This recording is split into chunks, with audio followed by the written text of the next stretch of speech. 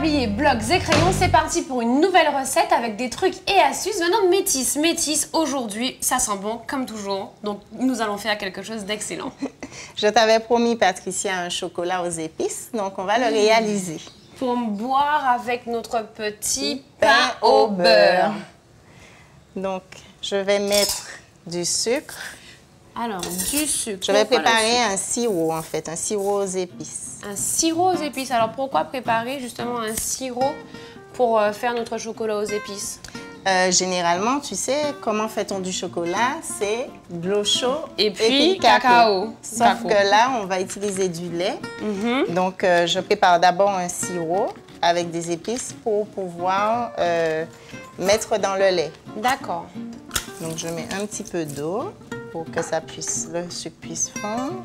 De la muscade. Très bien. Un bâton de cannelle. De l'anis étoilé, des baies de genièvre, de la cardamome, du poivron grain et je vais terminer avec un peu de gingembre en poudre. Donc en plus, c'est un sirop assez digestif puisque en fait, la cardamome, c'est de l'anis étoilé. On aurait presque pu prendre celle que tu as dans les oreilles. C'est bon pour tout ce qui est ballonnement, gaz. Et l'anis étoilé, bien sûr, c'est excellent aussi pour le système digestif. Et là, tu peux mettre une gousse de vanille fondue avec dans le lait que je vais mettre à chauffer. Donc, je vais mettre un zeste de citron vert. Et puis, on va utiliser un bâton de cacao. Un bâton de cacao. Donc... que j'ai eu le privilège de réaliser avec un maître chocolatier. Donc, on a fait, en Martinique, on trouve des fèves de cacao qui s'appellent le criollo. Ça sort de la cabosse. Et avant, quand j'étais petite, je cueillais des cabosses et je suçais les fèves. La petite pellicule blanche et ça a un petit goût sucré. Et ces fèves-là, on les recouvre de feuilles de bananier pour permettre une fermentation et c'est ce qui va développer les arômes du chocolat. C'est une opération qui est très importante. Ensuite, on fait fermenter pendant une semaine à peu près et ensuite, on fait sécher les fèves au soleil pendant une quinzaine de jours. Très bien, donc ça nous donne ce résultat. C'est un peu plus sec et après, ça perd beaucoup en eau. D'accord.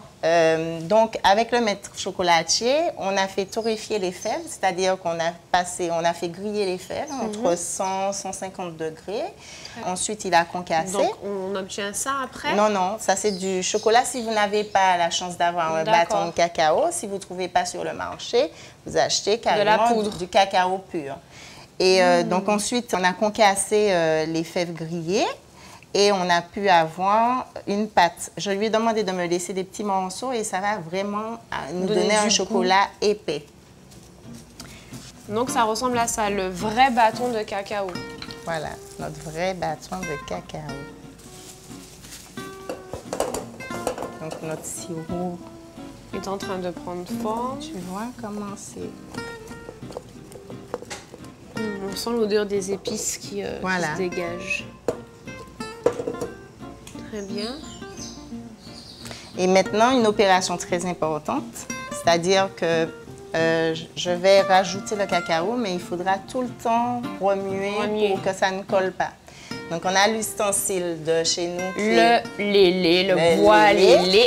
Qui est trop grand. Et j'ai une amie colombienne qui a ce bois-là, en fait. Elle l'utilise, c'est la même utilisation. C'est la version lélé Colombie. Voilà. Et donc, c'est elle qui m'a offert ce pot et qui m'a fait goûter pour la première fois le chocolat aux épices. Donc, je vais pouvoir touiller mon chocolat dans le lait. Donc, je vais passer mon sirop. D'accord. Pour pouvoir aromatiser le chocolat. Voilà, donc, on enlève toutes les épices puisque le sirop, forcément, est gorgé de toutes les saveurs. Donc, on coupe en parcelles. C'est ça, le cacao? Ça commence à rentrer. Et on va mélanger jusqu'à ce que ça fonde. Donc, tu verras qu'il y aura des petits morceaux de fèves. Donc, ce ne sera pas un chocolat lisse. On va vraiment retrouver les petits morceaux de cacao. Tu vois que ça prend de la consistance, là, ça épaissit. Et oui, puis au fur et à mesure, on voit que le chocolat a fondu. Et en fait, elle fait comme ça. J'imagine, hein. Oui, le lait, c'est comme ça. Hein. Donc, pas besoin de mettre de maïzena, de farine, rien du tout. Avec notre bâton de cacao. Avec notre bâton de cacao, nous arrivons à avoir un chocolat consistant.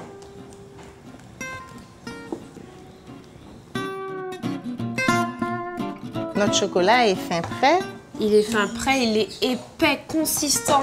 Nous pouvons passer à l'étape la plus importante pour quelqu'un qui était juste à côté, le dressage.